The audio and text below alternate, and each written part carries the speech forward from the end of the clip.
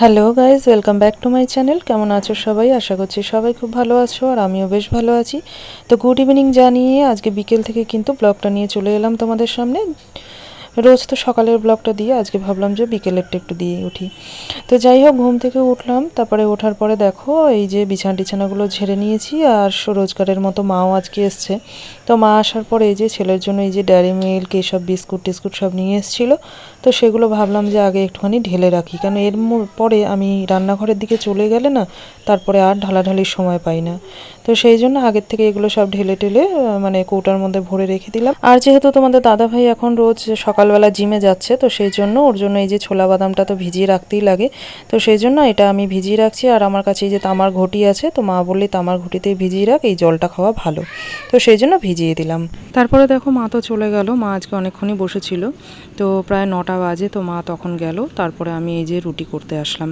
তো রাতে আজকে একটু রুটি হবে, আর তরকারি সকালেরই করা ছিল, সয়াবিনের তরকারি হয়েছিল, তো সেটা রয়েছে। আর একটু আলু ভাজা যদি করতে হয় একটু পরে দেখবো, করবো, নাহলে শাশুড়িমাই হয়তো করবেন। তো যাই হোক, এই যে রুটিটা করে টোরে এবারে হচ্ছে আমি গ্যাস ট্যাসগুলো পরিষ্কার করে তারপরে হচ্ছে আমার ঘরে টরের কাজও রয়েছে। ঘরে যেহেতু ছেলে খেলাধুলা করছে, তো ঘরের কি অবস্থা হয়ে রয়েছে জানি না, সেগুলো গিয়ে পরিষ্কার করতে হবে। আর এই দেখো গ্যাস ট্যাসগুলো মুছে টুছে পরিষ্কার করে রাখি কেন, মানে আটা ছড়ানো থাকলে না পিঁপড়ে বলো বা আরশোলা বলো সব উঠে টুটে করে, খুব ঘৃণা লাগে এরপরে আবার রান্নাবান্না করতে। তো সেই জন্য রাত্রেবেলা পরিষ্কার করে একবারে গ্যাস ট্যাসগুলো মুছে রাখি। আর এই দেখো এবার ঘরটরগুলো ঝাড় দিই, কেন নিচে অনেক আটা টাটা পড়ে, তো নিচে বসে যেহেতু আটা মাখি, আবার বেলে যখন রুটি করতে যাই তখনও একটু নিচে পড়ে, তো সেই জন্য ঘর দুয়ারগুলো একবারে ঝাড় দিয়ে দিই। আর রাত্রেবেলা এমনিও আমাদের একটু ঘর টরগুলো ঝাড় দিয়ে পরিষ্কার করে তারপরেই শোয়া হয়। তো যাই হোক, এখন আমি এই যে শাশুড়ির ঘরটা দিয়ে আর এই যে বারান্দাটা দিয়ে পরিষ্কার করে দিলাম। আর বৃষ্টি যেহেতু হচ্ছে সেজন্য সাইকেলটা একবারে ঢুকিয়ে দিতে বলেছিলাম শ্বশুরকে। তো যাই হোক, উনি ঢুকিয়ে দিয়েছে, তো আমি একটুখানি সরিয়ে টরিয়ে ভালো করে ঝাড় দিয়ে নিলাম। আর আমার ছেলে তো এই আটার মধ্যেই আর কি গড়াগড়ি খেয়ে তারপরে একবার ঘরে গেল, তো ওকেও পরিষ্কার করতে হবে।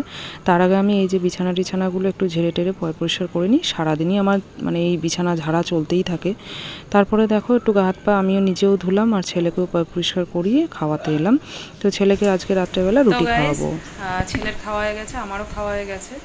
তো বাবা যেহেতু এখনও আসেনি, তো একটু জেগেই থাকতে হবে। আর আমি একটু রাত্রেও জেগেই থাকি, ওই সব ভিডিওগুলো এডিট করতে থাকি।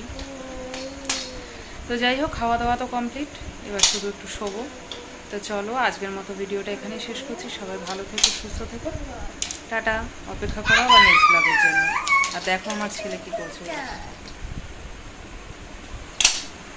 তো এখনও খেলছে, মানে খাওয়ার পরেই না শুয়ে দিই না, তো একটুখানি খেলাধুলা করে তারপরে গিয়ে শোয়, ততক্ষণ আমি একটু খেয়ে নিই। তো হয়ে গেল খাওয়া দাওয়া, তো এবার একটু শোবো, ছেলেকেও ঘুম পাড়াবো, 11:30 বাজে। তো চলো আজকের মতো শেষ করলাম এখানেই। দেখা হচ্ছে আবার নেক্সট ব্লগে। ততক্ষণের জন্য সবাই ভালো থেকো, গুড নাইট, টাটা।